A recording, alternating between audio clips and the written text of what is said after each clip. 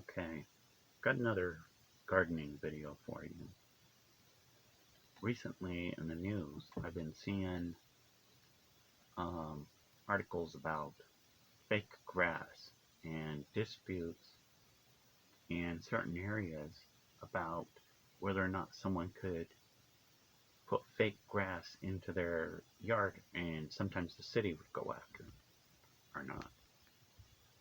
Now, I thought it would be a really interesting topic to cover this in a video because I have directly 10 years gardening experience, good experience, not just following the crowd, but actually doing, applying my own choices and testing with experiments consistently every year and pushing to grow and do new things.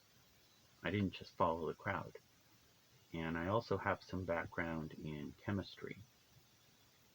And this means I can give you a unique perspective on fake grass. And I think this will help people. First off, um, when you're trying to learn how to grow stuff, it becomes a battle to figure out what's good for the plants and what's harmful for your environment. And you quickly learn that certain things are good for the ground and good for your plants, good for soil. A lot of it has to do with soil health. And you quickly learn that sickness and disease come from contaminants in the soil that get into the food. This is a short answer why you cannot risk having fake grass in your yard. You don't want anyone to have fake grass or fake turf, whatever, in yards near you. I don't agree that you should persecute them. Leave them alone. If they choose to do it, it's a mistake, but there are things that are more important than fighting with people. I don't want you to do that either. But the short answer is that a lot of illnesses that society has can somehow, one way or another, be linked to stuff like chemicals that have had exposure into the food growing process. Like there's a direct relationship between the surge in autism numbers and the usage of glyphosate. There's also a similar surge in irritable bowel syndrome and Crohn's disease that follow also with glyphosate usage. Glyphosate isn't the only chemical out there. Also, there's a couple of others that are not good for people. Now, some of you are going to say, well, glyphosate is not in fake grass. That's only half true, and I will explain why. It's not in there directly, but when you study chemistry, there are two basic concepts that you need to worry about.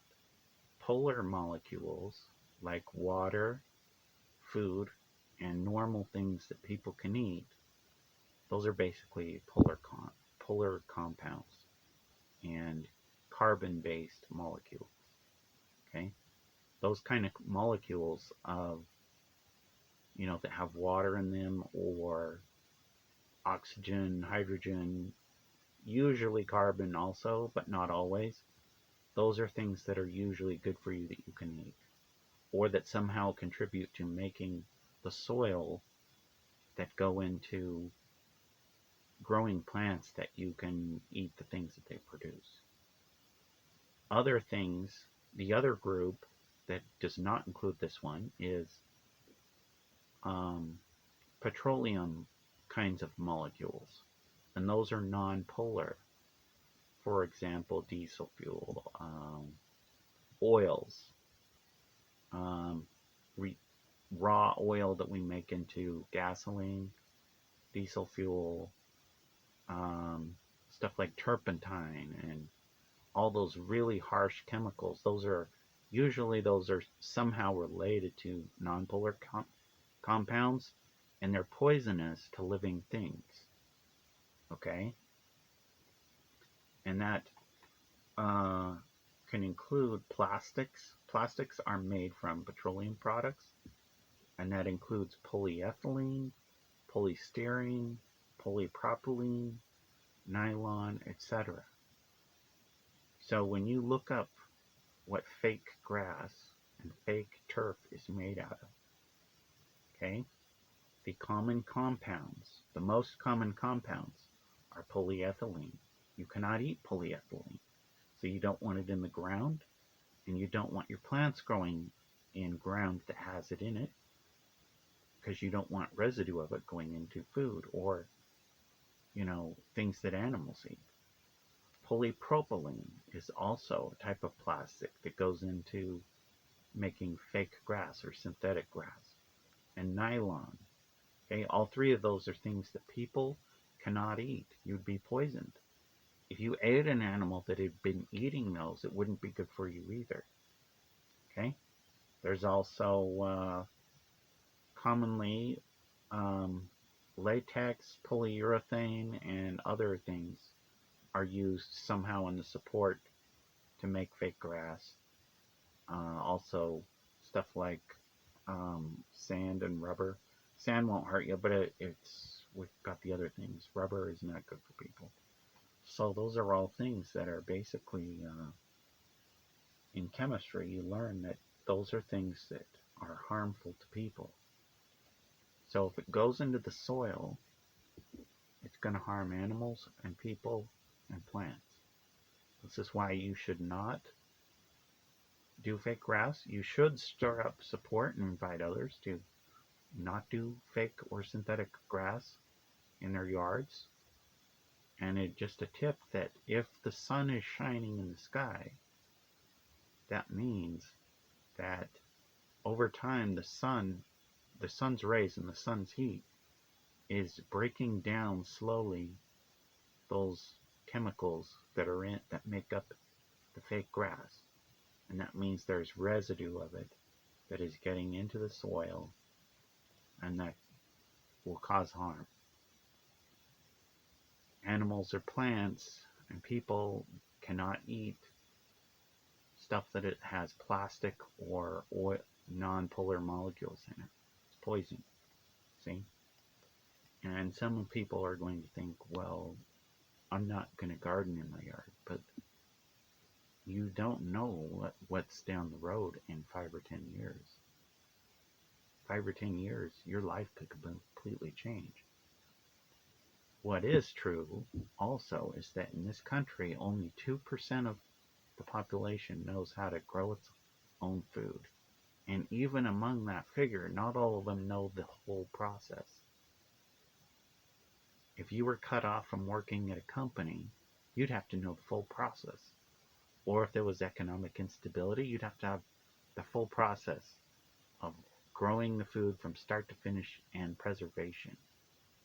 So that's why, even though some people can estimate how many people know how to grow food at closer to 2.5%, it's actually lower, because a lot of those people might say they do, but they work on an assembly line sometimes. That's not, they don't really know. It's also true that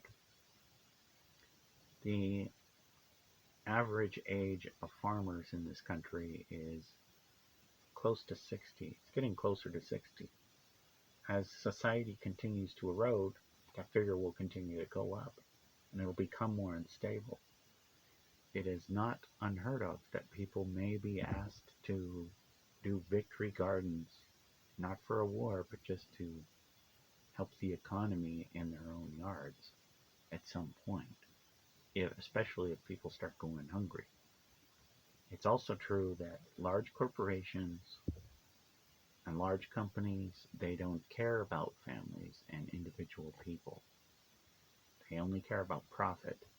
So even if we continue to have the food supply uninterrupted, the price is going to be more than most people can afford.